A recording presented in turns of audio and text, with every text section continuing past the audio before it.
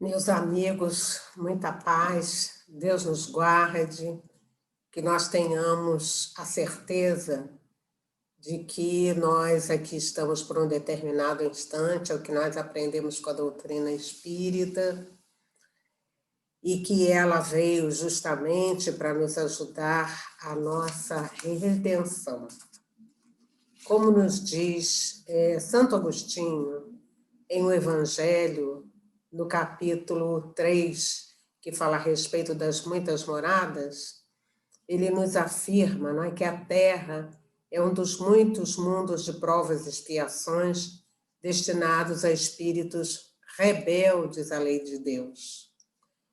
E que nesta Terra nós estaríamos precisando entrar em contato com a perversidade dos homens e com a inclemência dos fenômenos da natureza. Então, nós aqui estamos, nesta hora, revendo estas informações, esses ensinamentos tão precisos, colocando dentro de nós e agradecendo esse instante em que a doutrina espírita chega à nossa vida, mudando este panorama, dando-nos rumo, possibilitando-nos várias empreitadas novas na nossa vida. Então, eu estou aqui saudando vocês, pedindo, então, que os amigos espirituais possam continuar nos inspirando para que a gente atenda ao que está sendo pedido para a nossa vida. Nós vamos conversar um pouquinho, não é, a respeito de vários fatos da codificação e nos pediram que a gente falasse a respeito de Amélie Boudet. Mas nós achamos interessante que antes da gente falar de Amélie Boudet, até através, né, das informações de alguns livros muito interessantes que eu, então, sugiro que vocês também busquem, né?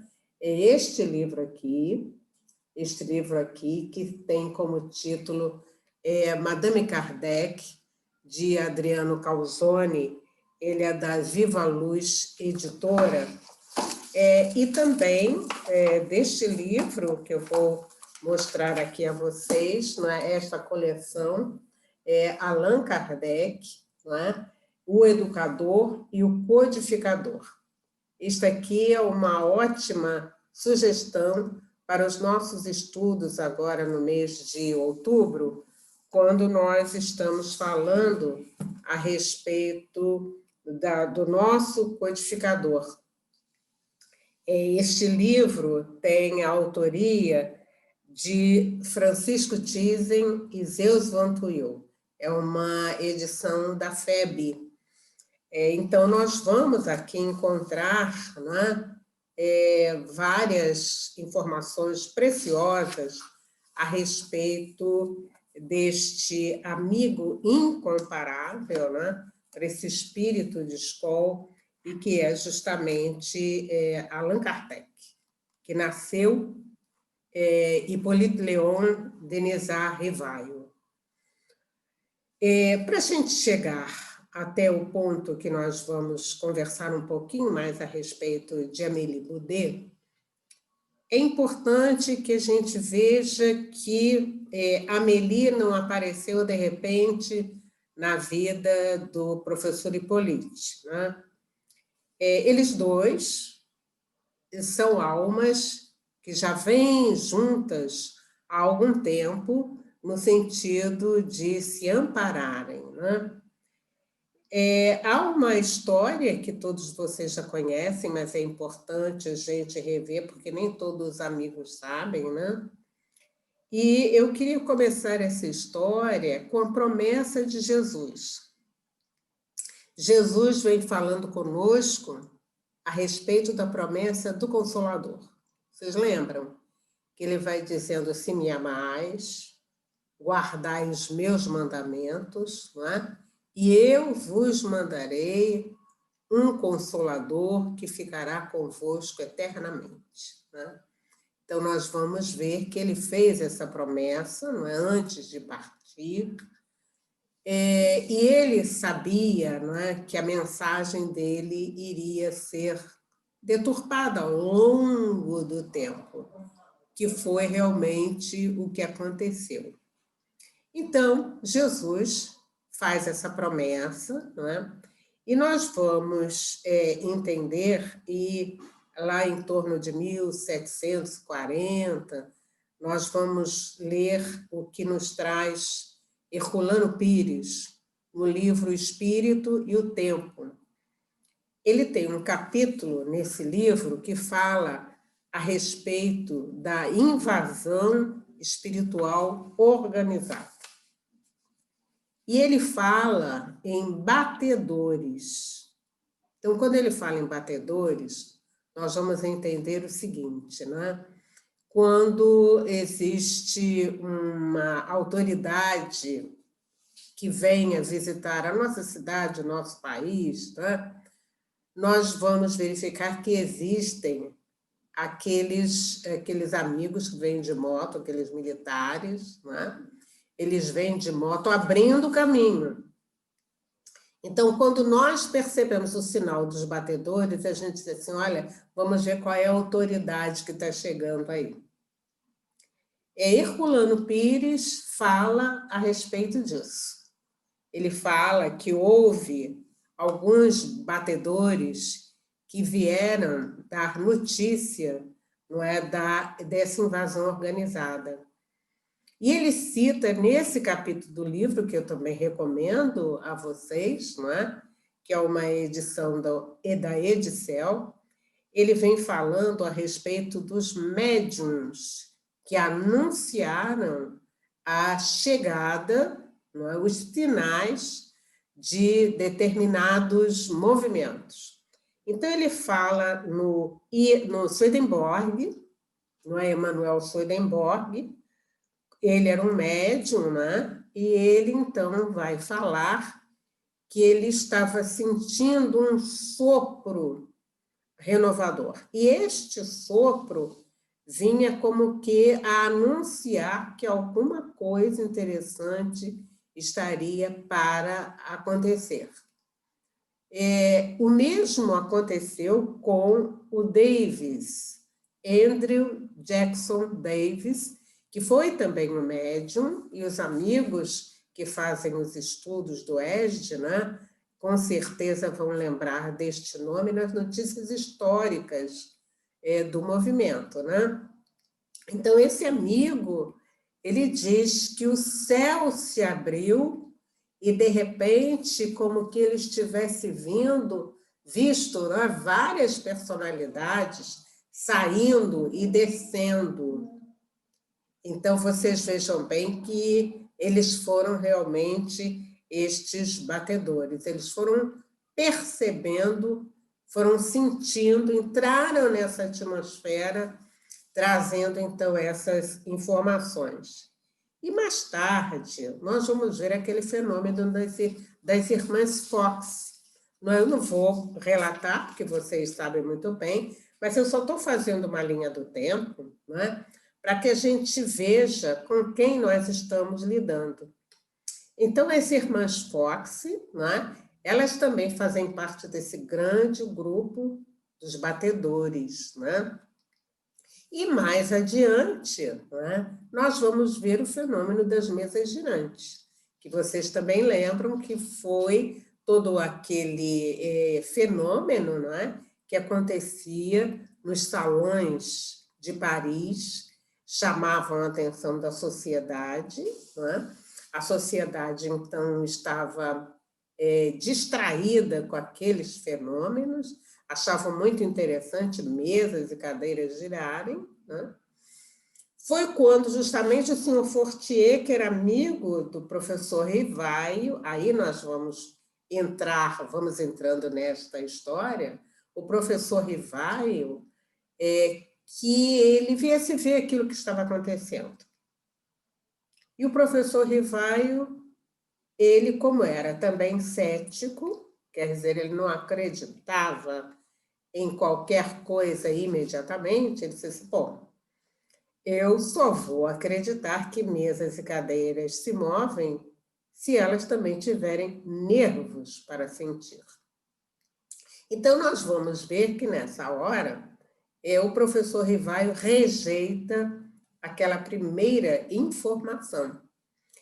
E ele, então, como instaram com ele, olha só, professor, vamos até lá, vamos ver, ele, com muito receio, foi tomar contato com este tipo de fenômeno. A gente faz um parênteses, que a essa altura, né, o professor Rivaio tinha quase cerca de 50 anos, quando ele foi entrar em contato com este fenômeno, né? Lembrando que ele foi um eminente professor, né, em Paris, né? Ele foi criado no Castelo de Verdun, com Pestalozzi, onde realmente ele absorveu toda a pedagogia do método pestalozziano, e ele, então, em terminado o seu tempo na escola, né, ele vai, então, ele volta para a França, ele cria colégios, ele escreve livros, e ele, no meio desta carreira de magistério, não é? Ele também encontra uma outra pessoa que também era professora e que aí sim vai ser a Amélie Boudet. Então, nós estamos nessa história, né, em que a gente está vendo o professor Rivaio entrando em contato com o movimento das mesas girantes, mas a gente vai parar um pouquinho aí a história para ver o encontro dele com a nossa querida homenageada, que é a Amélie Gabrielle Boudet. A Amélie Boudet, não é? Ela era uma pessoa muito rica de valores morais, não é? Então, nós vamos ver que ela nasceu exatamente em 1795, né? Ela nasceu numa época muito tumultuada na França, em que havia uma série de rebeliões, em que se procurava, né, buscar uma forma de igualdade para o governo de França, né? Então, eles falavam a respeito da liberté, da égalité, da fraternité, ou la mort, né? Então, vejam bem. E ela nasceu numa cidadezinha, né? Que nós vamos, então, entender, né? Vou até ler para vocês esse detalhe. Ela nasceu em Thiès, não é? Que era uma localidadezinha, né, do Vale do Marne, não é? E ela nasceu no dia 23 de novembro de 1795. Ela era filha única de um casal, né? O pai dela era proprietário de tabelião, era um homem, portanto, assim, bem colocado, né, na vida, né? E a mãe dela chamava-se Julie Sophie. Julie Sophie, não é? E ela, então, recebeu na pia batismal o nome de Amélie Gabrielle Boudet, não é? Ela, desde cedo, diz aqui o nosso querido Francisco Thyssen, né? Que ela era uma pessoa assim muito viva, tinha forte interesse pelos estudos, não é? E isso realmente foi assim um problema naquela época. Por quê? Primeiro, ela nasceu, né, dessa família que já tinha alguém assim, né, com uma visão intelectual maior, não é? Mas ela, então, naquela época, não é? A mulher, ela era orientada para as práticas do lar. Não se falava em instrução para a mulher. Mas a Amélie, que era um espírito diferente, quer dizer, que era um espírito com, assim, uma grande bagagem, né? Ela, então, instou com os pais, e a mãe dela também começou a ouvir aquilo que a filha dela dizia, né, e falava, né? Então, ela dizia que realmente ela não tinha nascido para simplesmente para aquelas prendas do lar. E ela, então, vai, né? A mãe dela orienta, no sentido de que ela vá para a escola, que realmente era assim muito difícil, né? Naquela época, né? Mas ela vai, e ela, então, ela se matricula, a mãe matricula num colégio, não é? E ela, então, começa a ter, começa a demonstrar aquele potencial que ela possuía.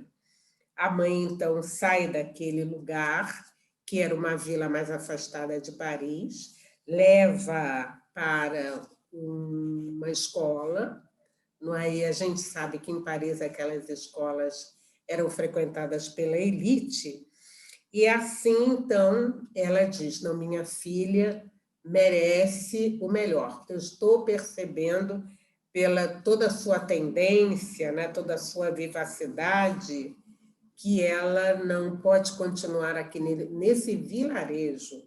Né? Então, eu vou realmente levá-la, vou dar oportunidade a que ela faça o melhor. Então, Gabriela, então, ela é matriculada nesse colégio, não é? E aí, nesse colégio, vejam bem, eram ministradas aulas de educação moral, social, religião, era aprofundado o idioma francês, história, artes recreativas, então tinha piano, desenho, bordado, incluindo ainda uma formação voltada para a economia doméstica, e tinha assim, noções de como cuidar de uma cozinha, princípios de higiene, de puericultura. Era mais ou menos um internato para parisienses, filhos da elite. Né? Então, ele tinha essa vocação, então a Amélie cursa todo essa fase, né? E depois, então, ela vai se dedicar ao estudo das belas artes. Era a educação artística, né? Então, nós vamos ver que ela sofre muito preconceito, né? Porque, como uma mulher, se dedicar ao estudo da educação artística, mas ela perseverou, né? Ela perseverou e ela vai, então, entrar para a Escola de Belas Artes, né? E que faz com que ela se forme, né? Ela também vai aprender o latim, né? E ela, então, vai estudar, ela vai se formar, ela vai fazer também artes aplicadas na indústria. Então, de repente, ela vai ser encaminhada a uma escola normal em Paris, onde, naquela época, havia toda essa possibilidade de estudo. Né? Bom, e ela, então, informada, ela cria uma escola. Então, aqui interessante, não é, que os nossos amigos, né, eles vão contar para nós que aquela época, não é, ser diretora de escola de belas artes como ela porque ela não era apenas a professora, porque ela criou a Escola de Belas Artes, né? Ela tinha assim, um fardo social pesado, né? Porque ela era solteira. Então, vocês imaginem o tipo de preconceito, né? Era aquela época era realmente assim, e nós já estamos começando a ver a questão do espírito. O espírito já veio, então, com esta determinação.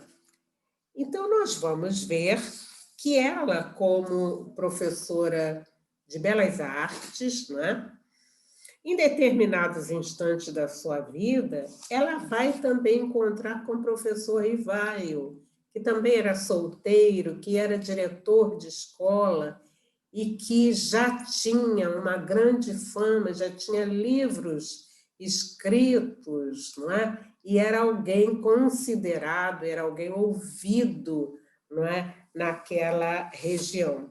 E aí, então, eles vão se aproximando, não é? E então eles se casam. É interessante notar que aqui o autor vai falando a respeito dos livros que Amélie Boudet escreveu, né? Você veja bem, aos 30 anos, ela escreve o seu primeiro livro, que se chama Contos Primaveris.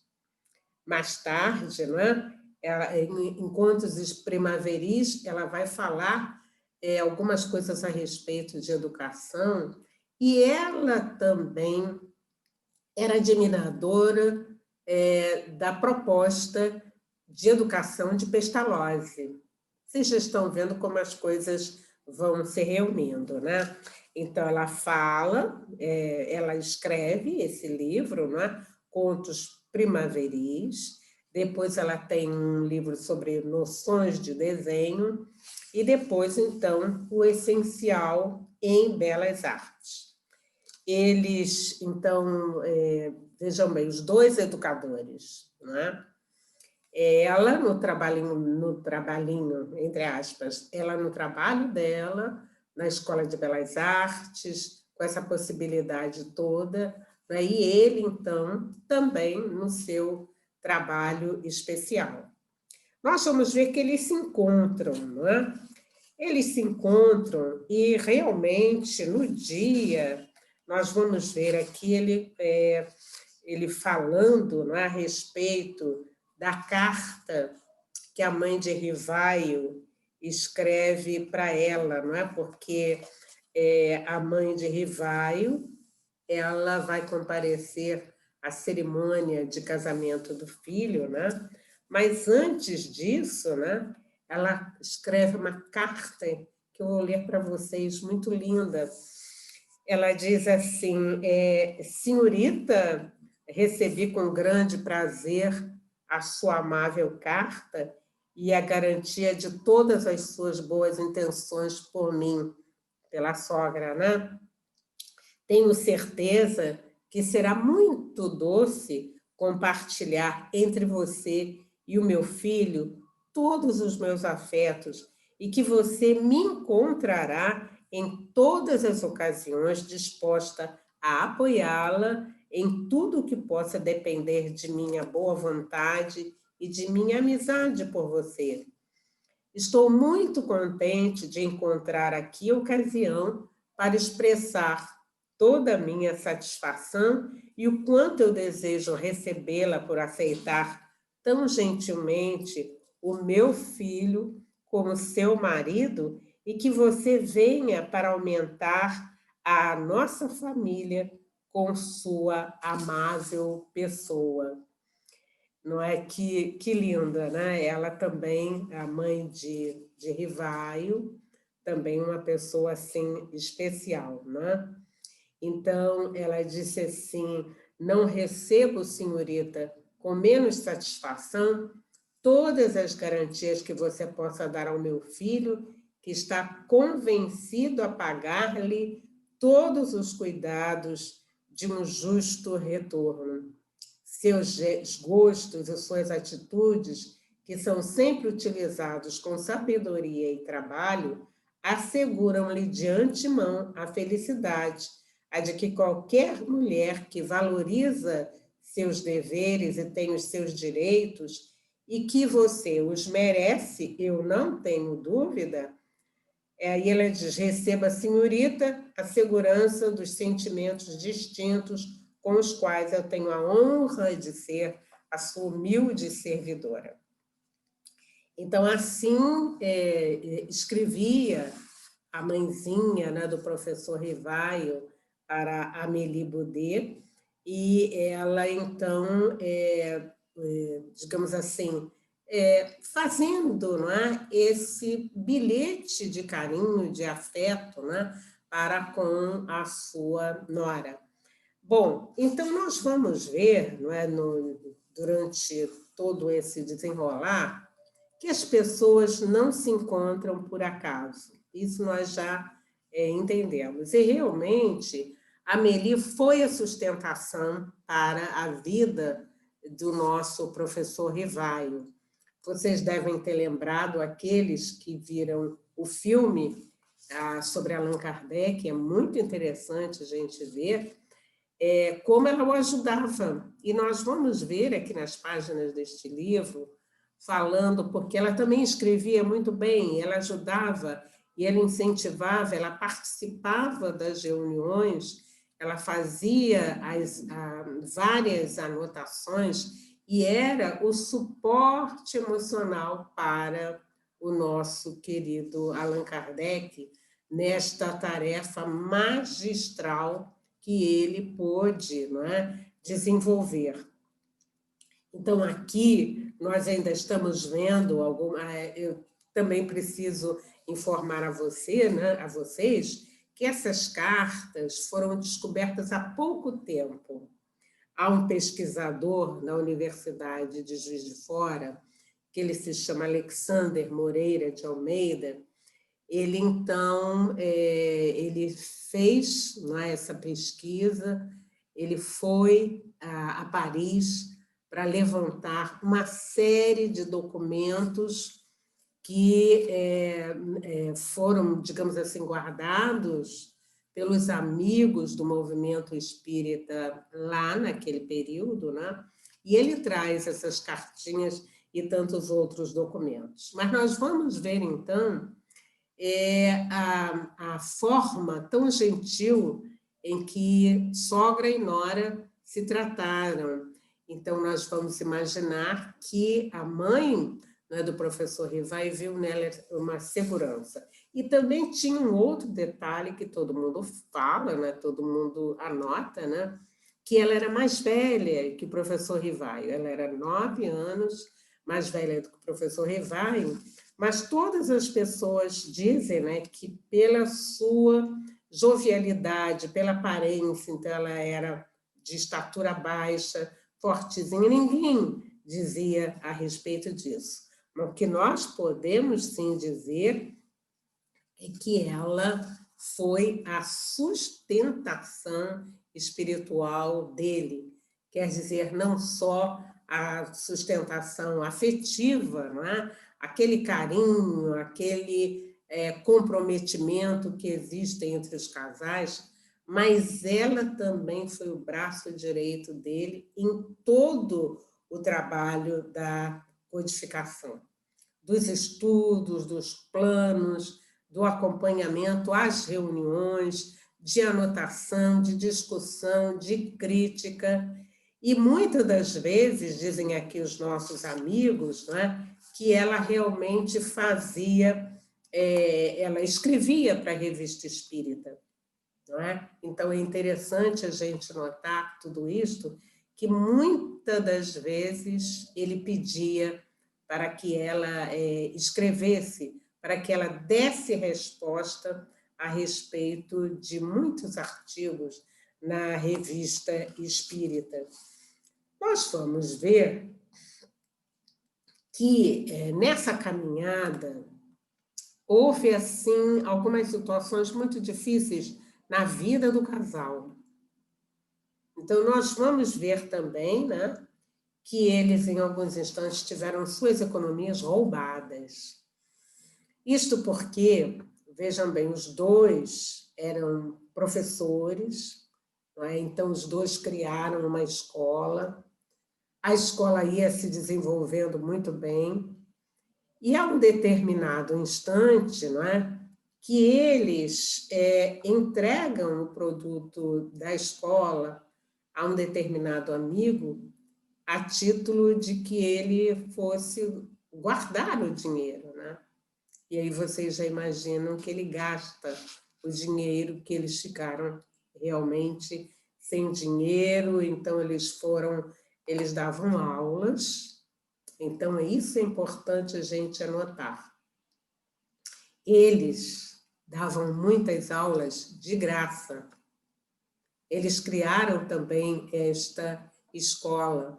Então, eles davam aula de matemática, de desenho, de francês, de aritmética. Inclusive, o professor tem um livro, não é, a respeito das noções da aritmética. Então, eles davam as aulas, eles tinham essa escola, eles viviam disso, né? Então, este amigo, então, tem toda essa atitude com eles, e quando eles então vão pedir, né, a ele que ele, por favor, que ele devolvesse, né, aquele dinheiro, ele não poderia. E ele ia ser preso, né? E então o professor Rivaio agiu no sentido de que ele continuasse lá a vida dele. Então, nós vamos ver que essas situações eles também viveram, né? Bom, a gente sabe que eles não chegaram a ter filhos, não é? A gente vai notar, né, e eu vou aqui anotar para vocês alguma coisa interessante, né, da vida desses amigos, né? E nessa hora, esse companheiro, né, que é o Adriano Calzone, ele se aproveita de umas informações contidas no livro, O Livro dos Espíritos e Sua Tradição Histórica e Lendária. Esta é uma outra fonte, né, muito interessante, que vocês podem anotar, que vai também dar uma ideia do que era o casal. Então, nós vamos ver, né, que eles, vamos assim dizer, esse livro, o Livro dos Espíritos e Sua Tradição Histórica e Lendária, é de autoria do Dr. Canuto de Abreu, Silvino Canuto de Abreu, que também está à venda. Então, nós vamos nos interessando por todo esse material, para a gente ter uma ideia de quem era este espírito, essa pessoa, que foi o grande codificador da doutrina espírita. Então, nós estávamos justamente falando, né, que as economias do casal havia sido roubado, né? E nós vamos ver aqui nesse livro uma noção de como era a casa deles, não é? Então, ele diz assim, existe um trechinho, vou ler um trechinho para vocês, que ele diz assim, eles pagavam 1.345 francos por ano. A única novidade no apartamento era a iluminação a gás, instalada havia pouco e que ainda não dispensava o concurso de velas altas e grossas, em castiçais de metal amarelo, agrupados em lustres ao centro das salas ou isolados às paredes ou sobre móveis, né? Além de muitos quadros com desenhos e debuxos, uns a bico de pena, outros a crayon, feitos por Gabi. E notavam-se ali alguns diplomas de sociedades culturais outorgados a Rivaio. Então, nós sabemos que ele possuía muitos títulos, né? E aí, então, ele ainda diz o seguinte, né? Nas paredes empapeladas penduravam-se numerosos quadros de tamanhos, feitios e molduras diferentes. No maior, de 60 por 40 centímetros, o retrato a crayon de Pestalozzi, desenhado especialmente para o Salão Nobre do Instituto. Destacava-se, pois, não é? Era um estampado, né? Era um quadro estampado em que Rivaio aparecia com uma vasta cabeleira, né? Na saleta de visitas, mobiliada com simplicidade e bom gosto, havia à parede alguns quadros a óleos pintados por Amélie. Noutra fila, em lombada vermelha, livros de Amélie. Eram os contos primaveris, não é? As noções de desenho. Então, olha só, contos primaveris, ela os escreveu em 1825. Noções de desenho, em 1826. E o Essencial em Belas Artes, em 1828. Então, lá estavam na estante, né? Bom, então nós vamos ver, e ele aqui continua relatando a respeito do que encontrava na residência, né, deles, e vai então dizer, vai contar para a gente a respeito de um sarau que Amélie e o professor Rivaio deram no dia do lançamento do Livro dos Espíritos. Então, eu estava dizendo a vocês, não é, que a Amélie foi o braço direito dele. Então, ela, além de acompanhar aquelas reuniões, não é, ela anotava, ela discutia, ela selecionava. Então, a gente pode assim avaliar que não era um espírito qualquer. Por isso, a semelhança dos gostos, né? Por isso, o entendimento que havia entre eles, que todos os nossos amigos aqui, os seus biógrafos, estão dizendo a respeito dessa proximidade, desse companheirismo, né, entre eles. E ela, então no dia em que Kardec, em que o professor Rivaio, né, recebia o primeiro exemplar do livro, né? Então ela falou assim: meu bem, nós não podemos deixar passar essa oportunidade, é muito importante. Nós sabemos a importância deste dia, de nós termos conseguido chegar aqui, né? E aí eu estou aqui me lembrando, vocês lembram no filme, quando ela chegava para ele com todas aquelas cartas, não é? Então, mas ela não apenas entregava para ele, ela abria, ela lia, ela discutia, ela comparava.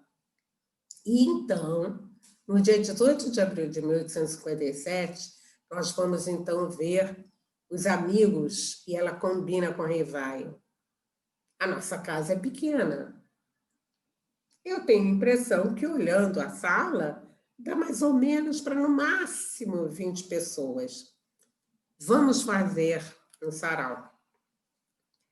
E aí, então, Canuto de Abreu, neste livro que a gente está falando, né, vem relatar que Amélie prepara na sua casa um lanche para receber aqueles amigos, aqueles que haviam colaborado na confecção dessa nova doutrina. Então, diz, ela estava com seu vestido azul celeste de seda lionesa, que fizera para as bodas de prata, decotado discretamente, de mangas largas e pregueadas, presa acima dos cotovelos, trazia um colar de pérolas, um bracelete de ouro, não é? Tinha um anel de brilhante, era a sua joia mais recente, doada pelo marido no dia das bodas. Então, ela vai dizer, não é, que ela também usava, né, via-se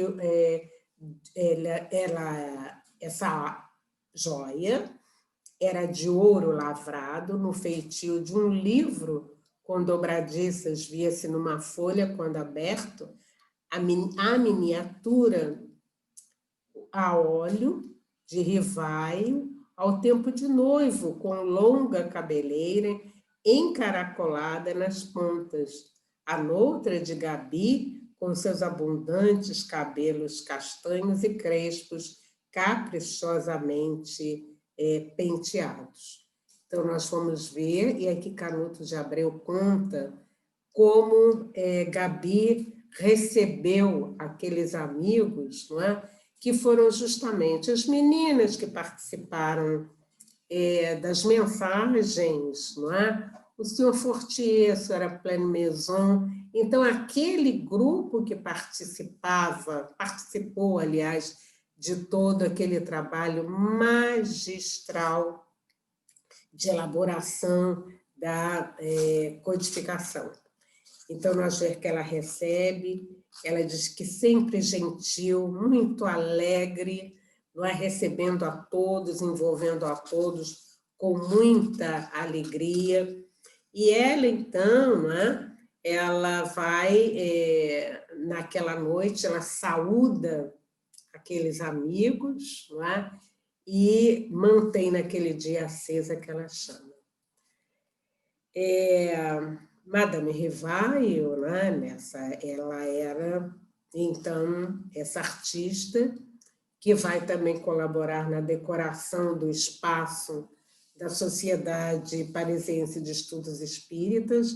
Então, vocês lembram que o professor Rivaio, ele sente a necessidade de ter, então, uma instituição em que ele pudesse também reunir os amigos, discutir, colocar em prática tudo aquilo que ele, então, havia elaborado, né? Elaborado a partir das informações dos espíritos, daquelas cartas, das 50 e tantas cartas que ele havia recebido. Então, eles criam a sociedade, né? E Madame Rivaio, então, vai organizar, né, todo aquele espaço, né? Desculpe. Nós vamos ver, são muitos detalhes que nós vamos ver, mas a gente vai anotar no dia a dia a ajuda desta amiga querida, o amparo na vida do professor Rivaio, né? E ela diz aqui o nosso amigo, não é, que a Meli, então, colaborou em todas as atividades, inclusive na compilação e na transcrição dos estudos espíritas, não é? Tudo isso, ele coloca aqui uma informação que a gente acha também importante. Ele diz assim, tudo isso sem contar, sem falar na questão dos financiamentos das primeiras obras kardecianas que ficaram sob sua responsabilidade. Então, nós vamos ver, né, que ela havia recebido uma herança do seu pai, né, e com esta herança, então, ela vai ajudar nesta hora de financiar a impressão de todas as obras, não é? Então, nós vamos ver, não é, que na nossa querida Amélie vai ser assim esse amparo na vida do professor Rivaio, do Allan Kardec, e vamos ver também o seu sofrimento no dia em que ele desencarna. No dia 31 de março de 1869, vocês lembram desse fato, né? O professor Rivaio vai atender alguém que lhe bate a porta para levar um livro, e ele, então, ele cai. Ele cai e ele, então, ele morre imediatamente. Então, nós vamos ver aqui Madame Baudet, não é? Pensativa, entristecida, porque aquele seu amor, o seu grande amor, que, aliás, era um grande amigo, né? ele parte. Ele parte e ela, então, depois, ela vai ser a pessoa que vai estar encarregada de administrar todo aquele material, né, que ele havia levado. Nós vamos ver que ela demonstrou assim para todos, né? Ela demonstrou para toda a firmeza daquilo que ela havia recebido, né? Ela sabia, né? E então ela vai, como aquela situação, né? Nossa, de repentemente, né? O meu grande amigo, meu marido, se foi. Então, e era justamente no dia que eles estavam se preparando para mudar, não é, de casa, e ela disse assim, não, eu tenho que ser forte, e eu vou ser forte para continuar esse trabalho tão rico. Não é? Ela, então, vai ser a herdeira daquele patrimônio. Mas eu vou dizer a vocês que ela sofreu muito, e vocês já lembram lá daquele início, por ter sido mulher. Então, ela era herdeira de um patrimônio, não é? Era uma mulher, e aqui diz o autor que, por cima, inteligentíssima, que enxergava muito diferente daquela dezena de homens que estavam ali no entorno dela. E nós vamos ver no decorrer que ela não teve muita consideração dos amigos que atuavam no dia a dia, daqueles confrades, justamente pelo preconceito dela ser uma mulher. Nós vamos ver, então, que a viúva de Allan Kardec, né, ela passou por situações muito difíceis, ela, justamente por causa desse preconceito, eles achavam-na como mulher, não é? E então, como mulher, ela não podia decidir a respeito de muita coisa, né? Ela houve uma situação de tentativa de adulteração de informações, que ela realmente foi firme na sua defesa, na sua presença. Ela foi obrigada a ir a tribunal para poder defender tudo aquilo que ela havia, que ela sabia, né? Porque depois começaram a dizer, será que o professor fraudou em algumas informações? E ela disse assim, não. Ela foi para defender não só o marido, mas tudo aquilo que o marido havia realmente definido, né? Definido, discutido, todas as obras, ela não podia deixar daquela maneira, né? Até porque ela era o braço direito dele, né? Então, quando aqueles movimentos todos para falar se ele havia fraudado, não havia fraudado, as comunicações como haviam feito, ela galhardamente foi defender. E isto a abateu muito, então a gente anota isso, né? O abatimento moral. E nós vamos ver, então, que ela vai desencarnar, né? No dia 21 de janeiro de 1883, com a idade de 88 anos. Então, nós vamos dizer, não é, que ela desfrutou de uma lucidez rara até os últimos dias da sua existência terrena. Ela desencarnou porque ela caiu, bateu a cabeça, e com isso foi como que fatal, né? Ela diz assim, aqui os amigos começam a avisar a tantos outros, né, a respeito do seu falecimento, e nós vamos dizer que uma multidão de fiéis espíritas formava uma longa fila de carros que seguiam o caixão ao cemitério de Père-Lachaise, né? E nós vamos ver, então, que houve no funeral muitas falas, né? E alguém havia colocado dessa forma, Madame Rivaio, né, linguista, pedagoga, distinta na gramática, portanto, alguns de seus volumes editados tiveram a sua celebridade, entre outras coisas recomendadas pelo ministro da Instrução Pública. Seus guias usuais de ensino da ciência, de preparação para o ensino médio, foram destinados aos cursos tão renovados do senhor Levi Alvarez, que era também um célebre educador naquela época. Madame Rivaio foi eficiente, ativa, incentivou o marido, ajudando-o em tudo.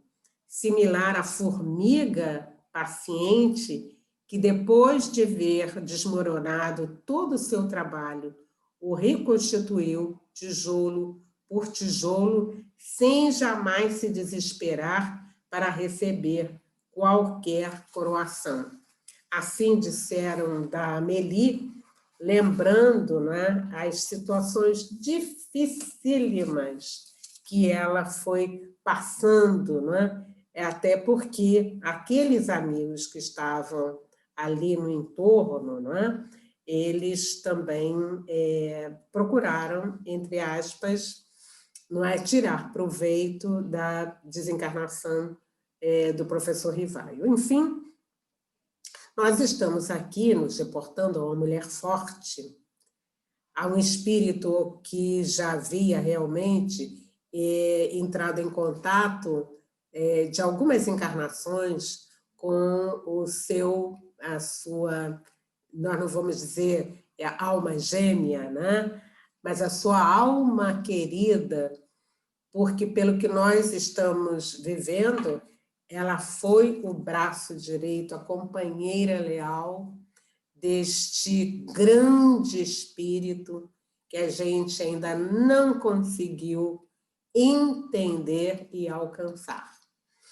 Então, nesse instante, meus amigos, nós queremos aproveitar para a nossa vida o exemplo destemido, o exemplo corajoso, não é, dessa mulher fantástica que foi Amélie Gabrielle Boudet, que foi a senhora Rivaio.